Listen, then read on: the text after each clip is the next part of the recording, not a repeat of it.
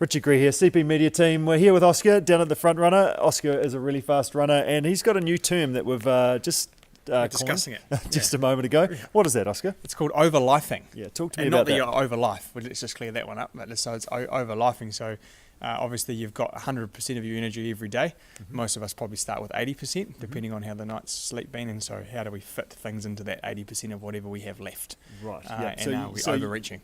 So you're really into life and doing life 100 miles an hour and a little bit more. Let's include both of us in this conversation. Sorry. You're taking me down with you. I like it. So talk to me about that. Talk me about your experience. What's happened over the last, I guess, maybe 6 months, a couple of years? 6 months to 18 months to basically just when life got crazy. So just tried to do way too many things all in one go, the best I could, and was doing 4 or 5 things average. Right. And what were those things? Well, so obviously the most important thing's been a husband and a dad, and then the second thing being a business owner, and then the third thing being an athlete, and the fourth thing, which always seems to come last, is being yourself. Okay. Which isn't any of those 3 things, because there are things that I like to do outside of those 3 things, which might surprise people. You know, I also like binge watching Netflix. I was going to say, can you name one? Yeah, right. You've got one already. Or actually seeing my friends outside of running circles, because we all have those. And so I was trying to do those 4 things badly. Yes. Or not as well as I could do, maybe 2 of them, and trying to give them all equal time, and it wasn't working. Yeah, cool. So what happened?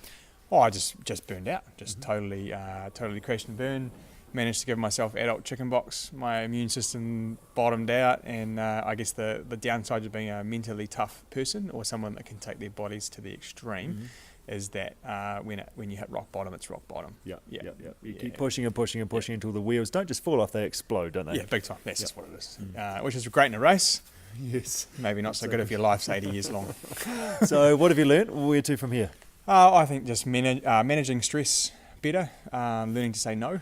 To some stuff, and asking for help, and then just being honest with yourself as well, and knowing that you don't have to chase every carrot, because you belong somewhere, and then people respect you for what you're doing, and you don't necessarily have to be better than everybody else. You just have to be good at what you're doing and content with that. Yeah. Good on you. Good stuff. That's very good. You've done well. Summed that up well. And now the job is to continue to do that and be consistent with it, and check in with yourself in another month or so, and how am I going next to that stuff. Absolutely. And I think just finding a couple of people that can hold you accountable to those things. And one thing I've got is just the back of my diary, written those 6 things down, and just checking back in on them and saying, have I achieved it this week? Micromanage that a little bit, just until it becomes a habit. Good stuff. Well done. Okay. Welcome back, and onwards and upwards. Absolutely. Thanks, mate. Well done. Cheers.